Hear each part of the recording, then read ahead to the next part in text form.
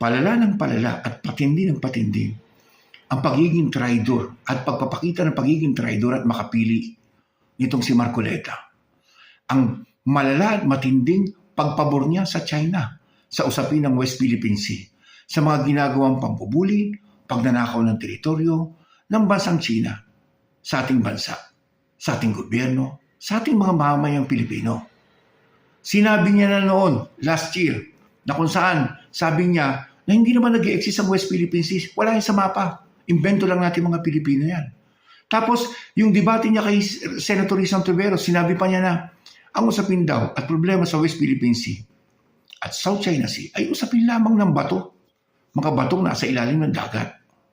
Ganon kaliit at kababaong tingin niya sa ating mga teritoryong ipinaglalaban, sa ating soberenya, sa ating karapatan. Mga bato lamang ito na nasa ilalim ng dagat. Tapos kung ano-ano pang pinaghahanap niyang coordinates ng isang araw, kailangan daw maging detalyado ito. Detalyado na ito nung nag-release ng decision ng UNCLOS sa usapin ng West Philippine Sea na kung saan ibinigay sa atin ang karapatan. Detalyado na yan, Senator Marcoleta at Congressman Marcoleta. Ito yung pinakamatindi niyong ginawa. Sinabi mo recently, 2 days ago, na kung saan sabi mo na bago, para maging klaro lahat, kailangang isurrender muna ng ating bansa, ng ating gobyerno sa China ang Kalayaan Group of Islands. Ang tindi mo. Ang tindi ng pagiging traidor mo sa bayan. Magkano ba ang halaga na kapalit ng mga pagkatraidorang ito? Para magbitaw ka ng mga pananalitang ganito?